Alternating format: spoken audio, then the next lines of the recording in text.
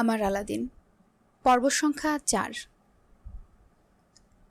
সামিয়ার পরনের শাড়ির কুচিটা খানিক ঢিলাঢালা করে বিছানায় বসলেন। সাইবান অযথায় শব্দ করে দরজা বন্ধ করে সেটা ঠেস দিয়ে দাঁড়িয়েছে। বুকে দুবাহু ভাঁজ করে তীক্ষ্ণ দৃষ্টিতে জননীকে দেখছে। বল, কি বলবি? আমার টায়ার্ড লাগছে, গোসল করে একটা লম্বা ঘুম দিতে হবে। সাইবানের ভ্রুজোড়া তীক্ষ্ণ কুঞ্চন সৃষ্টি হলো। বাম ভ্রুতে থাকা পিয়ার্সিং হালকা হলুদাভ আলো জলজল করে উঠল।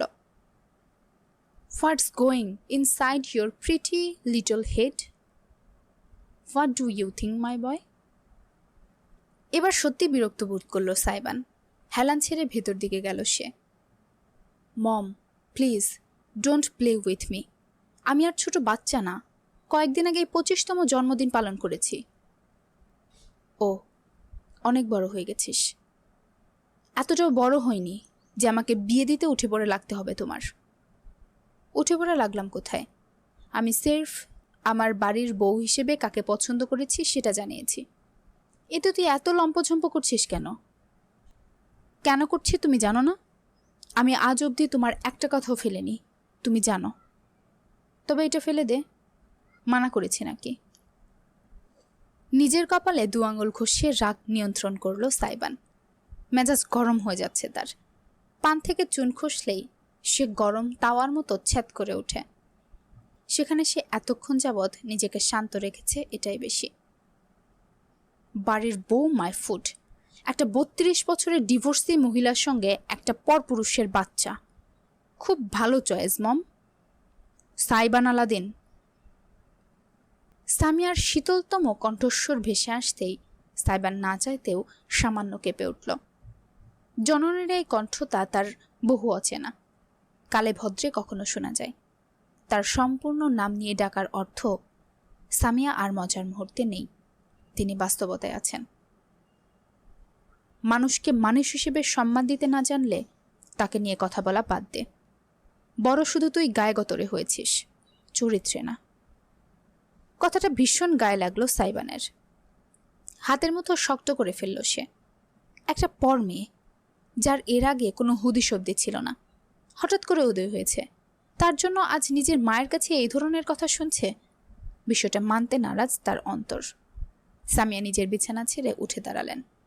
ছেলের মুখোমুখি হয়ে বললেন, আমি কেন ইরামকে এই বাড়ির বউ বানাতে চাচ্ছি জানতে চাস তো? বেশ, তবে শোন। তোর বাপ মারা যাওয়ার পর থেকে ইরাম একা হাতে 2 ভাইকে মানুষ করেছে। নিজের পাগল মা, 2টা ভাইয়ের পড়াশোনা, তাদের খরচ, পরিবারের খরচ সব একা হাতে টেনেছে ওই একটা মেয়ে। পরিবারের বড় মেয়ে কিনা, কত কষ্টে নিজের পরিবারকে টেনে মানুষ করেছে সেটা তোর আমার নিজের চোখে দেখা। সামান্য সাহায্যটুকু কোনো দিন নেয়নি। শুধু ঈদের সময়ে উৎসবের নামে কিছু কাপড় চোপড় দিতে পারতাম ভাগ্নে ভাগ্নিদের। এরপর তো সেটাও বন্ধ হয়ে গেল। আমরাও খোঁজ নেওয়া ছেড়ে দিয়েছিলাম।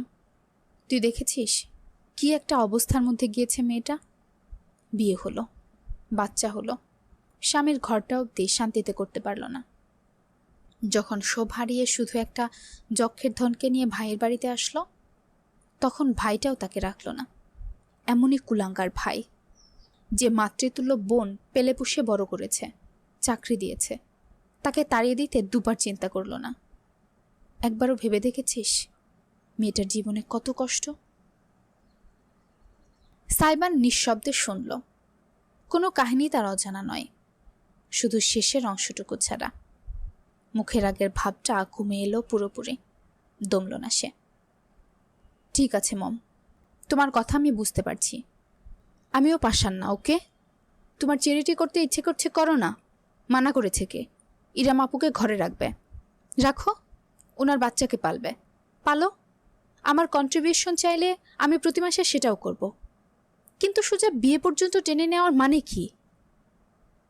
সামিয়াকে এবার বেশ অসন্তুষ্ট মনে হলো। Charity, contribution? কবে এত অধঃপতন হলো তোর? ছোটবেলায় এত ইরামাপু করতিস, জানিস না তার আত্মমর্যাদা কোথায়? তোর মনে হয় আমরা চ্যারিটি করতে চাইলে সে হাত পেতে নেবে? মধ্যবিত্তদের আর কিছু আল্লাহ দিক বা না দেখ, আত্মসম্মানটুকু দেয় ভরে ভরে। হাত পাতার মতন অবস্থায় তারা হাত মুঠো করে ঠুট কামড়ে লড়ে যায়। ভিন্ন দিকে তাকিয়ে আগের তুলনায় কিছুটা শান্ত গলায় তিনি যুক্ত করলেন, তাছাড়া আমার বাসায় একটা প্রাপ্তবয়স্ক ছেলে আছে, আরেকজন প্রাপ্তবয়স্ক মেয়ে উপরত ডিভোর্সি খালাতো বোনকে দিনের পর দিন বাড়িতে জায়গা দিলেও সমাজের সমস্যা হয়ে যাবে। খাওয়া পড়া তারা দিক বা না দিক, সালিশটা ঠিকই বসাবে। 32 বছরের মেয়ের সাথে 25 বছরের একটা ছেলেকে বিয়ে দিলে সমাজ সালিশ বসাবে না বলছো? অবশ্যই বসাবে, আরও বড় সালিশ বসাবে। কিন্তু তখন অন্তত আমি গলা চড়িয়ে আমার ঘরের বউয়ের সম্মান বাঁচাতে লড়তে পারবো। শুধুমাত্র ভাগ্নের জন্য এত কিছু করার সুযোগ নেই, বুঝেছিস? বুঝলাম। হঠাৎ উল্টো ঘুরে দরজার মাঝে ধরাম করে এক শক্তিশালী ঘুষি বসিয়ে দিল সাইবান। প্রবলভাবে কেঁপে উঠল চারপাশ। ভয়ানক একটা শব্দ হলো। এটাই বুঝলাম যে বাড়ির একমাত্র ছেলে সবসময় আদরের দুলাল হয় না, মাঝে মাঝে বলির পাঠাও হয়। ভাঙচুরের শব্দ আরম্ভ হলো ততক্ষণে। সাইবানের হাতের ধাক্কায় শোপিস, দেওয়ালের ফ্রেমগুলো সব আঁচড়ে পড়তে লাগলো মেঝেতে। আমি পারবো না ওকে বিয়ে করতে। গলা নিচে, একদম চিৎকার চেঁচামেচি করবি না, পরিস্থিতির জটিলতা বুঝার চেষ্টা কর। ছেলেকে সামলাতে চাইলেন সামিয়া, কিন্তু পারলেন না। তার ছেলের সাক্ষাৎ ঝড়, ঝড় কাবু করাটা মুশকিল। আমি কোনোদিনই ইরাম আপুকে বিয়ে করতে পারবো না, কোনো দিন না। আমার কথাটা একবার। না না না এবং না, no, never, never ever in my life a women marry a senior person. না পারতে সামিয়া এবার উল্টো চেঁচিয়ে উঠলেন, ফাইন, করবি না বিয়ে? করিস না, রাখিস না আমার কথাটা। আমার কিচ্ছু যায় আসে না, আমি নিজেরটা আর ইরামেরটা বুঝে নেব, ঠিক আছে? শুধু এরপর আর কোনোদিন আমার মুখ থেকে তোর কাছে কোনো চাওয়া উচ্চারিত হবে না, এইটুকু জেনে রাখিস। সাইবান হঠাৎ করেই জমে গেল, ঝট করে পিছনে ফিরে তাকালো। বহু বছর বাদে সেদিন রাতে প্রথমবারের মতন ছেলের জেদি দৃষ্টির মাঝে অসাহিত্য দেখলেন সামিয়া। সারা রাত ঘুম হয়নি ইরামের। ছটফট করেছে সে। দরজার বাইরে থেকে যে চিৎকার চেঁচামেচি সে শুনেছে, এরপর যেভাবে সাইবানকে ঝড়ের বেগে বাড়ি থেকে বেরিয়ে যেতে দেখেছে, তাতে শান্তি মেলা ভার। তার জন্য মা ছেলের মাঝে একটা অঘোষিত যুদ্ধ শুরু হয়ে গিয়েছে। বিষয়টা খুব খারাপ লেগেছে তার। আজকে চলে যাবে সে, তাতে যা হওয়ার দেখা যাবে। ইজান বরাবরের মতোই ঘুমাচ্ছে। ভোর রাতের দিকে খাইয়ে তাকে শুইয়েছে ইরাম। ছেলে ঘুমে থাকতেই সে নিজের লাগেজটা টেনে ছোট্ট একটা ব্যাগ বের করল, উপর করে ঢেলে দিল সমস্তটা। দুটো পুরনো 20 টাকার নোট, সঙ্গে একটা রূপার আংটি পাওয়া গেল। এই আংটিটা তার অতি শখের, বাবার গড়িয়ে দেওয়া শেষ স্মৃতি, শেষ সম্বল। মৃত্যুর আগ অবধি বস্তুটাকে হাতছাড়া করতে চায়নি সে। কিন্তু ইজানের ঘুমন্ত ছোট্ট মুখটা নজরে আসতে সিদ্ধান্ত নিতে দেরি হলো না তার। পুরাতন বাটন ফোনটা তুলে কল করল। ওপাশ থেকে রিসিভ হতে বলল, হ্যাঁ আমি। আমাকে শুধু 2 দিন থাকতে দেবে? কথা দিচ্ছি, কোনো সমস্যা করব না। শুধু ইজানকে ডাক্তার দেখাবো আর নতুন মেস দেখে উঠে পড়ব। জরুরি দরকার, প্লিজ যদি একটু ব্যবস্থা করা যায়। হ্যাঁ। ও থ্যাঙ্কস, সত্যি অনেক কৃতজ্ঞ থাকলাম। আমি দুপুরের আগেই চলে আসব। ওকে, রাখছি। ফোনটা কেটে একটি স্বস্তির নিঃশ্বাস ফেলল ইরাম। আগামী 2-3 দিনের জোগাড় হয়েছে। এবার শুধু খালামণিকে বলে কোনো ভালো শিশু বিশেষজ্ঞ সন্ধান নিয়ে ফিরে যাবে। ইজানকে পাতলা কম্বল টেনে ঢেকে কপালে একটা চুমু দিয়ে রুম থেকে বেরিয়ে এলো ইরাম। সামিয়ার রুমটা নিচতলায়, কিন্তু একদম ওপর পাশে। ডাইনিং রুম ঘুরে যেতে হবে। ডাইনিং রুমের ভেতরে পা রাখতেই ইরাম থমকাতে বাধ্য হলো, কারণ টেবিলে বসে আছে সাইবান স্বয়ং। ফিরল কখন? রাগ শেষ? মুখ দেখে তো মনে হচ্ছে না। টেবিলে বড়সড় একটা আর্ট পেপার ছড়িয়ে মার্ক দিয়ে খচখচ করে কিছু লিখছে ছেলেটা। অত্যন্ত মনোযোগী দৃষ্টি। হাতছাড়া ট্যাঙ্ক টপ আর জিন্স পরনে। শার্ট ছিল, সেটা ছুঁড়ে ফেলেছে সোফার উপর। ইরাম না পারতে খানিকটা কৌতূহলী হয়ে কাছে সরে উকি দিল। একটা পোস্টার বানিয়েছে সাইবান, তাতে গোটা গোটা অক্ষরে লেখা, professional husband, professional husband, professional husband. আপনি কি অসহায়? একাকিত্বের ভার বইতে পারছেন না? চান একজন নির্ভরযোগ্য বড়লোক সঙ্গী? সে শুধু আপনাকে কেন, আপনার বাচ্চা গাচ্চা, দাদি নানি 14 গোষ্ঠী পেলে বসে দেবে। তবে হে রমণী, এই বিজ্ঞপ্তি আপনার জন্য। আপনার বয়স যত বড়ই হোক না কেন, তার চাইতেও বড় হতে হবে আপনার মন, যেন যেখানে সেখানে আমার জায়গা হলেও কুমতলবের জায়গা হয় না। আপনাদের সেবায় আছি আমি, প্রফেশনাল হাজব্যান্ড সাইবাদিন। বুকিং করতে আজই যোগাযোগ করুন এই নাম্বারে, প্রফেশনাল হাজব্যান্ড 01... এই এই প্রথমবারের মতন সদা শান্ত ইরামও আতকে না উঠতে পারল না। এই ছেলের মাথা আসলেই নষ্ট, পুরোপুরি নষ্ট। সাইবার মার্কারের ক্যাপ ঠোঁটে গুজে রেখে তার দিকে তাকালো। পরক্ষণে বাঁকা হেসে লাফিয়ে টেবিল থেকে নেমে পড়ল। হেলে দোলে পোস্টার নিয়ে বাড়ির বাইরে চলে গেল। ইরাম না পারতেই ছুটে গেল তার পিছু পিছু। বাড়ির বাইরে গেটের কাছে দেওয়ালে আঠা দিয়ে সুন্দর করে পোস্টারটা লাগাচ্ছে সাইবান। দারোয়ান একপাশে দাঁড়িয়ে হা করে ঘরের ছেলের কাহিনী দেখছে। ইরাম হাঁপাতে হাঁপাতে পৌঁছাল। আলাদিন, তোমার মাথা খারাপ হয়ে গিয়েছে? না তো, আমার মাথা একদম চকচকা আছে। নতুন বিজনেস আইডিয়া পেয়েছি। যদি আমাকে ব্যবহারিত হতেই হয় তবে ভালোভাবেই হই। কি বলেন আপু? ইরাম আর সইতে পারল না। এগিয়ে গিয়ে খপ করে সাইবানের একটা হাত পাকড়াও করল। অপর হাতে সদ্য বসানো পোস্টারটা দেওয়াল থেকে ছিঁড়ে উঠিয়ে ছুঁড়ে ফেলল রাস্তায়। ক্রুব্ধ দৃষ্টিতে দেখল সাইবানকে, যে এই মুহূর্তে বেশ খানিকটা বিস্ময় নিয়ে তার হাতে ধরা নিজের হাতটার দিকে চেয়ে আছে। একটা 32 বছরের ডিভোর্সি মহিলার সঙ্গে একটা পরপুরুষের বাচ্চা নিয়ে খুব সমস্যা পড়ে গিয়েছ, তাই না? Sorry, I am sorry. চলে যাচ্ছি, শান্তিতে থাকো তুমি। তবুও just stops this nonsense, will you? ইরামের দৃঢ় কণ্ঠের সাইবারের চেহারা অদ্ভুতভাবে একটা অভিব্যক্তি ফুটে উঠল। পাল্টা বাঁকা এসে তপ্ত গলায় সে বলল, কোথায় চলে যাবেন? লম্পট স্বামীর কাছে? Well, not happening anymore. হঠাৎ করে আমার অন্যের হক মেরে দেওয়ার ভীষণ রকম ক্রেভিংস হচ্ছে।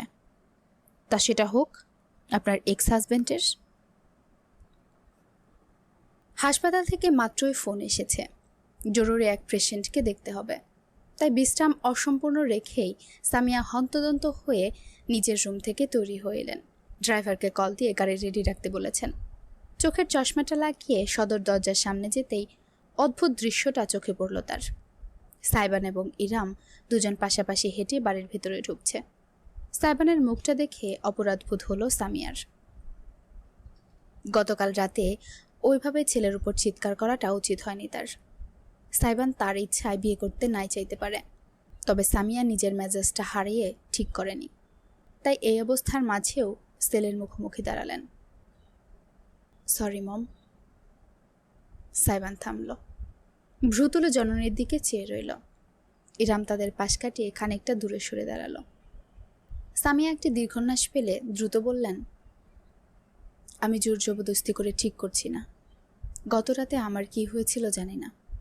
মনে হচ্ছে আমি সঠিকটাই ভাবছি, আবার এমনটা মনে হচ্ছে আমি নিজের ছেলের সঙ্গে জোরাজুরি করে ফেলছি। তাই মম সরি। আমি সবার ভালোটা ভাবছি, তবে তোদের কারোর মনের কথা ভাবছি না। শুধু চেয়েছি ইজার নামের নিষ্পাপ ছেলেটা একটা সুন্দর ভবিষ্যৎ পাক। মমের উপর অভিমান করিস না, তোকে রুষ্ট দেখলে আমার কষ্ট হয়। একটি নিঃশ্বাস ফেলল সাইবান, দুহাত তোলে জননীর কাঁধে রাখল। সরিটা আর 2 মিনিট 17 সেকেন্ড আগে বললে ভালো হতো ব্রো। কেন ব্রো? বাঁকা হাসল সাইবান। এক নজর তীর্যক দৃষ্টি নিক্ষেপ করল ইরামের দিকে। কোর্ট ম্যারেজ করবে নাকি ধুমধাম অনুষ্ঠান করবে? কয়েক মুহূর্ত ইরাম এমনকি সামিয়া অব্দিও প্রতিক্রিয়া চালাতে পারলেন না। দুজনেই ফ্যালফ্যাল করে অবিশ্বাস মাখা দৃষ্টিতে তাকিয়ে রইল সাইবানের দিকে। বান্দা নিশ্চল, বিনোদিত, যেন এইমাত্র সে কোনো বিস্ফোরণ ঘটায়নি। সামিয়া আর নিজেকে নিয়ন্ত্রণ করতে পারলেন না। দুইটা লাফ দিয়ে বসলেন বয়স্ক শরীরে। বিরাট হাসিতে উজ্জ্বল হয়ে পড়ল তার চেহারা। উত্তেজনায় সামাল দিতে না পেরে কাঁপতে কাঁপতে ছেলেকে বললেন, হাসপাতালে পেশেন্ট অপেক্ষা করছে, আমি এক্ষুনি যাচ্ছি। ট্রিটমেন্ট শেষ করে সবাইকে মিষ্টি খাইয়ে বাসায় ফিরে প্ল্যানিংয়ে বসবো। Love you bro. ওরে পীড়িত রে, সম্পত্তির ভাগটা যেন কপাল ছাড়া না হয় সে চিন্তায় সারা রাত ঘুম হয়নি। আপনাকে এখন আমার প্রতি পীড়িত দেখাতে হবে না, শুধু প্রপার্টি পেপার সাইন করে দিলেই চলবে। Clean deal. চোখ টিপ দিল সাইবান। খিলখিল করে হেসে তাকে জড়িয়ে ধরে পিঠে আর একটা উৎসাহী চাপড় দিয়ে সামিয়া দ্রুত গেলেন। বাইরে অপেক্ষা করা গাড়িতে চড়ে বসলেন। খোলা দরজার দিকে যতক্ষণ তার গাড়িটা দেখা গেল ততক্ষণ হাসি মুখে চেয়ে থাকল সাইবান। তারপর তার ঠোঁটের হাসিটুকু মুছে গেল। ভর করল গম্ভীরতা। অদূরে দাঁড়ানো ইরামের দিকে ফিরে তাকালো সাইবান। ভাব গাম্ভীর্যপূর্ণ কণ্ঠে বলল, একদম ফালতু চিন্তা মাথায় ঢোকাবেন না। আমি আজ অবধি মমের কোনো কথাই অমান্য করিনি, কোনো ইচ্ছে অপূর্ণ রাখিনি। মৃত্যুর আগ অবধি মম মুখ থেকে যা একবার উচ্চারণ করবে তাই আমি তার জন্য করব, এটাই আমার প্রতিজ্ঞা। মম যদি কলিজা কেটে তার পায়ের সামনে রাখতে বলে আমি সেটাও করব। সেখানে আপনাকে বিয়ে করাটা বিশেষ ব্যাপার না, মাথায় রাখবেন। I don't care about you or the child. Iram নিঃশব্দে শুনে গেল। সাইবান কথাগুলো বলে ডাইনিং টেবিলের কাছে গিয়ে দাঁড়ালো। চুপচাপ একটা ব্রেডের প্যাকেট খুলে ফ্রিজ থেকে জ্যামের কৌটা নিয়ে এসে ব্রেডে লাগাতে লাগাতে দ্বিতীয় দফায় বলল, আপনার একটা টাইটেল দরকার, আমি আপনাকে আমার স্ত্রীর টাইটেলটা দেব, ব্যাস এইটুকুই। আপনি আপনার মতো, আমি আমার মতো। আমার পার্সোনাল লাইফে দখলদারি করতে আসবেন না, আমিও আপনার পার্সোনাল লাইফে যাব না। আর ওই বাচ্চাটাকে যত সম্ভব আমার কাছ থেকে দূরে রাখবেন। বাচ্চা কাচ্চা একদম ভালো লাগে না আমার। সারাটা জীবন এসব বইতে 1 বছর। ইরামের শান্ত কণ্ঠস্বর ভেসে এলো। সাইবান জমে গেল। ভ্রু তুলে তাকিয়ে দেখল রমণীকে। এক দৃষ্টে তাকাতেই দেখছে, পার্ডন। ইরাম হেঁটে টেবিলের কাছে এসে দাঁড়ালো। বলল, 1 বছর আলাদিন, বড়জোর 2 বছর। এইটুকু সময় তোমাকে আমার আর আমার বাচ্চাকে সহ্য করতে হবে। মানে? আমার তোমার স্ত্রীর টাইটেলের প্রয়োজন নেই। আমার একটা শক্ত ভিত্তি দরকার, আর্থিক এবং সামাজিক, যেটা ঠিক এই মুহূর্তে গড়ে তুলতে আমি অপরাগ। পারবো না যে তা নয়, তবে সময় লাগবে। সে সময়টায় আমার ছেলের কষ্টে কষ্টে জর্জরিত হবে, সেটা আমি মা হয়ে সইতে পারবো না। খালামণি চায় আমরা বিয়ে করি, তুমি চাও তোমার মায়ের ইচ্ছে পূরণ করতে, আমি চাই আমার ছেলের জীবনটা সহজ করতে। ব্যাস 1-2 বছরের দরকার শুধু আমার। কথা দিচ্ছি, যেদিন নিজের পায়ে দাঁড়াতে পারবো, যেদিন নিজের একটা শক্ত ভিত করতে পারবো, সেদিন অসহায়ের মতো হাত না পেতে নিজের সামর্থ্যে নিজের ছেলেকে মানুষ করার ক্ষমতা অর্জন করব, সেদিন তোমার জীবন থেকে আমি আর ইজান দুজনেই চলে যাব আলাদিন। যদি তুমি না চাও আমরা থাকবো না। তুমি তোমার মতো করে বাঁচবে, মুক্তভাবে, একটা মানবিক সম্পর্কের বাঁধন থেকে মুক্তি পাবে। তুমি ছেলে মানুষ, তাছাড়া তোমার যে পরিচিতি এবং চেহারা, তাতে তোমার জন্য ভবিষ্যতে কোনো মেয়ের অভাব পড়বে না। ডিভোর্সি মেয়েদের জন্য শেষ, কিন্তু ছেলেদের জন্য নতুন শুরু। আপনি নিজের কেরিয়ার গড়তে পারলে আমাকে ডিভোর্স দিয়ে দিবেন ইরাম আপু? হ্যাঁ। না তুমি আমাকে চাও, না আমি তোমাকে চাই, কিন্তু আমার তোমাকে ব্যবহার করতে হবে। কিছুদিনের জন্য হলেও তোমার অনুগ্রহ নিতে হবে। সেজন্য আমি দুঃখিত। আমি পারবো না তোমার উপর বোঝা হয়ে বসতে। আমি চাইও না তুমি এমন একটা সম্পর্কের বোঝা আজীবন টেনে যাও, যেটা তুমি কোনোদিন মন থেকে মেনে নিতে পারবে না। তাই ভালো এটাই, আমাদের দুজনের উদ্দেশ্য পূরণ হয়ে গেলে ভিন্ন পথে চলে যাওয়া। যদি আমরা এই বিয়েটাকে টিকিয়ে রাখতে না পারি, তাহলে ডিভোর্স ইস্যুই। এটা আমাদের সিক্রেট কন্ট্রাক্ট। খালামণিকে জানানোর প্রয়োজন নেই। পাক্কা 1 মিনিট সাইবান হাঁ করে ইরামের দিকে চেয়ে রইল। চেহারায় এমন একটা ভাব দেখা গেল যেন এই অট্টহাসিতে ফেটে উঠবে, অথচ সাইবান হাসল না। সোজা হয়ে দাঁড়িয়ে একটি নিঃশ্বাস ফেলে বলল, বেশ, not that deal at all. জীবনের কিছু বছর একটা চ্যালেঞ্জ নিয়ে কাটানো। I am all in. সহজে হাসিটা ফিরিয়ে এলো সাইবানের ঠোঁটে। ইরাম এগিয়ে গিয়ে নিজের ডান হাতটা বাড়িয়ে দিল কর্মোদ্যনের উদ্দেশ্যে। ডিল? সাইবান জিভ দিয়ে ঠোঁট চেটে তীর্যক হেসে খপ করে তার হাতটা ধরল, ঝাঁকে দিয়ে বলল, পারফেক্ট ডিল। তবে সঙ্গে সঙ্গে ইরামের হাতটা ছাড়ল না সাইবান। ইরাম এক মুহূর্তে কি যেন ভাবল, তারপর বলে উঠল, তবে একটা কথা, আমাদের ডিভোর্স পরের ব্যাপার। এর বিয়ের সময়সীমা চলাকালীন আমার কিছু শর্ত আছে, যেসব তোমাকে মেনে চলতে হবে। ও, আমি এখন সত্যিই বুঝতে পারছি না, আপনি আমার অনুগ্রহ নিচ্ছেন নাকি আমি আপনার? সব ফরমাইশ ইচ্ছা আপনি জাহির করে যাচ্ছেন তখন থেকে। আমারটা কি হবে? তোমারটাও শুনবো আমি, আগে আমারগুলো শোনো। ইরামের হাতটা এতক্ষণে ছাড়ল সাইবান। বুকে 2 বাহু বেঁধে একই সাথে বিনোদন এবং মনোযোগ দিয়ে তাকালো। ইরাম একটি দীর্ঘ প্রশ্বাস টেনে শুধালো, প্রেম করো? প্রেমিকা আছে? সাইবান কেসে উঠল। গলায় মাছের কাঁটা আটকে গিয়েছে। তার এমন ভঙ্গিতে কয়েকবার গলা খাকড়ি দিয়ে বলে উঠল, WTF। ফ্যালফ্যাল করে চেয়ে রইল ইরাম। WTF কি? মাথা ঝাঁকালো সাইবান। কিছু না, আপনার মতো মেলিনিয়াল এসব বুঝবে না। আচ্ছা, তাহলে বলো, প্রেম করেছো কখনো? রীতিমতো হাতের আঙুলের কর গুনতে আরম্ভ করলো সাইবান। ক্লাস 6-এ একটা, ক্লাস 8-এ ব্রেকআপ, ক্লাস 8-এর শেষের আরেকটা, ক্লাস 9-এ একটা, ক্লাস 10-এ একটা, ক্লাস 10-এ এসএসসির জ্বালায় পারেনি, কলেজ লাইফে 6 মাস পর 4টা, এরপর হয়েছে। আর বলতে হবে না, থামো। ইরামের গাল দুটো লাল হয়ে উঠেছে। কি আজব চিজ, এমনভাবে নির্দয় প্রেমিকার ফর্দ দিয়ে যাচ্ছেন তার সামনে। কয়টা হলো? ইরাম গুনার সময়ও পায়নি। মাথা ঝাঁকিয়ে নিজের অযাচিত লাজটুকু ঝেড়ে সামান্য কণ্ঠ পরিষ্কার করে সে জিজ্ঞেস করল, অতীতের লিস্টে দিতে হবে না, এখন করো নাকি সেটা বলো। বিরাট হাসল সাইবান। এক কামড়ে গোটা একটা পাউরুটি মুখে ঢুকিয়ে চিবোতে চিবোতে জানালো, এখন একটা সিচুয়েশনশিপ চলছে আর একটা বেন্সিং। মাথা চক্কর দিয়ে উঠল ইরামের। হাই খোদা, নিজেকে বুড়িদাদি মনে হচ্ছে তার সাইবানের সামনে। আজকালকার ছেলে মেয়েদের এসব কোন ভাষায় কথা বলে? সাইবান কত সালে জন্ম নিয়েছে? 2001? হয়তো।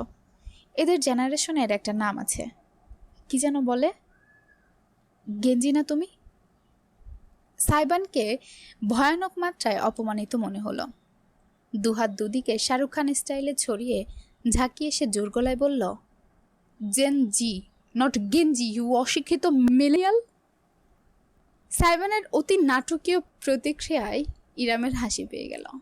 স্মিত হেসে সে দুহাত আত্মসমর্পণের ভঙ্গিতে তুলে বলল, সরি, আসলে আমি সোশ্যাল মিডিয়াতে তেমন অ্যাক্টিভ না, তাই আধুনিক জিনিসপত্র থেকে বহু দূরে। মুখে মুখে গেঞ্জি শব্দটাই শুনেছি। গেঞ্জি হবে ওদের বাপের, আমরা প্রাউড জেনজি। আমাদের মতো জেনজি জেনারেশন এই পৃথিবীতে 5 বার ধ্বংস হয়ে নতুনভাবে সৃষ্টি হলেও পাবে না, বুঝেছেন? বুঝেছি। চরম হাসি চাপা দিয়ে ব্যক্ত করল। এবার বলো, এই সিচুয়েশনশিপ কি জিনিস? আমাদের সময় শুধু রিলেশনশিপ ছিল। এতক্ষণে একটু ঠান্ডা হয়েছে সাইবান। টেবিল থেকে বোতল তুলে ঢকঢক করে গিলে সে নিজে উত্তর করল, ওসব আপনাকে বুঝতে হবে না আপু, আপনি আপনার কথা বলুন। আমার প্রেম প্রীতির হিসাব নিয়ে কি বলতে চাইছেন? এবার শান্ত অথচ দৃঢ় গলায় ইরাম বলল, হয়তো আমাদের বিয়ের মেয়াদ থাকবে, তবে বিয়েটা আমরা দুজনেই সম্মান করব আলাদিন। তুমি চেয়েছ, তাই আমি কখনো তোমার ব্যক্তিগত জীবনে হস্তক্ষেপ করব না। তবে যতদিন তুমি আমার নামে কালেমার বন্ধনে থাকবে, ততদিন সংযত হয়ে চলবে। দ্বিতীয় কোনো নারীর ব্যাপারে যেন আমি না শুনি, না বুঝি। বাকি সব দিকে তুমি স্বাধীন, কিন্তু এই একটা নারী ঘটিত ব্যাপার যেন না ঘটে। Clear? Are you jealous my dear আপু? থমকে গেল ইরাম। সাইবানের চেহারা পাল্টে গিয়েছে, তাতে অদ্ভুতভাবে এক অভিব্যক্তি দেখা যাচ্ছে। অত্যন্ত ধীরে সময় নিয়ে শিকারী দৃষ্টিতে হেঁটে হেঁটে টেবিলে ঘুরে ইরামের সামনে এলো সে। ইরাম একটি ঢুক গিলল না পারতে। কাছে থেকে সাইবানের শারীরিক গঠন আরও স্পষ্ট বোঝা যাচ্ছে। ছেলেটা জিম করে, শরীরের মাংসপেশি বেশ ফোলা এবং শক্তিশালী। টপের টাইপ কাপড়ের উপর খাঁচকাটা পেশির গাঁথুনি প্রকাশ পাচ্ছে। ইরাম হয়তো বয়সে বড়, তবে সাইবানের ভারী পুরুষালী কাঠামোর সামনে সে একটা পাটকাঠি বাদে আর কিছুই নয়। তার গলা সামান্য কেঁপে উঠল যখন সে প্রতিবাদ করতে চাইল। জেলাস হব কিসের জন্য? তোমার মাথা খারাপ নাকি? আমি তো শুধু... শেষ করার সুযোগ ইরাম পেল না। সাইবান হঠাৎ করে ঝুঁকে এলো। টেবিলের দুপাশে নিজের 2 হাত রেখে ইরামকে মাঝখানে আবদ্ধ করে ফেলল। ইরামের ফিনফিনে পাতলা শরীরের উপর নুয়ে আসতেই রমণী সরতে চাইল। টেবিলের উপর রীতিমতো আছড়োয়া হয়ে পড়ল। সাইবানের চোখে চোখ রাখতে পারল না সে। একটা ধমক দেবে নাকি ছেলেটাকে? সাইবানের ঠোঁট জোড়ায় তীর্যক হাসি। একটি হাতের আঙুল তুলে সে বিব্রত হয়ে যাওয়া ইরামের শুকনো মুখের পাশ থেকে একগুচ্ছ চুল সরিয়ে কানের পিছনে গুজে দিল। আপনি যদি পজিটিভ হন, আমি ওভার পজিটিভ ইরাম আপু। আমি over protective, over jealous, over thinker, over toxic, over anything. আমি আমার ওভার সিচুয়েশনশিপের কাছে অন্য ছেলেদের 300 হাত দূরে রাখি। তাহলে আপনার সঙ্গে কি করতে পারি বলুন তো? নিঃশ্বাস আটকে ফেলল ইরাম। এত কাছ থেকে সাইবানের চোখে চোখ পড়তেই সে আটকে গেল। ছেলেটার কথা যন্ত্রের মতো, সম্মোহিত হয়ে যেতে হয় তাতে। ভ্রুর উপরের পিয়ার্সিংটা জলজল করে উঠল তার। জিভ গালে ঠেকিয়ে ভীষণ রকমের অদ্ভুত একটা ভঙ্গি করল সে। ইরামের চোখে চোখ রেখে ঘোষণা করল, I am not a red flag, I am a damn black flag. লাল পতাকা, কালো পতাকা এসবের অর্থ ইরামের জানা নেই। ছেলেটা আবার গেঞ্জি জেঞ্জি কথাবার্তা বলছে। তবে ইরাম চাইলেও কিছু বলতে পারল না। ঠোঁট নড়ল ঠিকই, কিন্তু শব্দ বেরোল না। সাইবান তার এতটা কাছে চলে এলো যে তাদের দুজনের মাঝে শুধু ইঞ্চি কয়েক ব্যবধান রইল। অজান্তে ইরাম টেবিল ম্যাটটা আঁকড়ে ধরল 2 হাতে। আমার জন্য পরনারী নিষিদ্ধ হলে আপনার জন্য পরপুরুষ নিষিদ্ধ। ঝুঁকিপূর্ণ, বিপজ্জনক, হানিকারক, হারাম। একটু থেমে একটি হাতে অত্যন্ত আলতোভাবে ইরামের গাল ছুঁয়ে দিয়ে সাইবান দৃঢ় গলায় বলল, যতদিন আলাদিনের জীবনে থাকবেন ততদিন আলাদিনের হয়েই থাকবেন। মনের ভিতর কোনো জঙ্গলের অবশিষ্টাংশ থাকলেও জঙ্গলটা উজাড় করার দায়িত্বটাও এই আলাদিনের।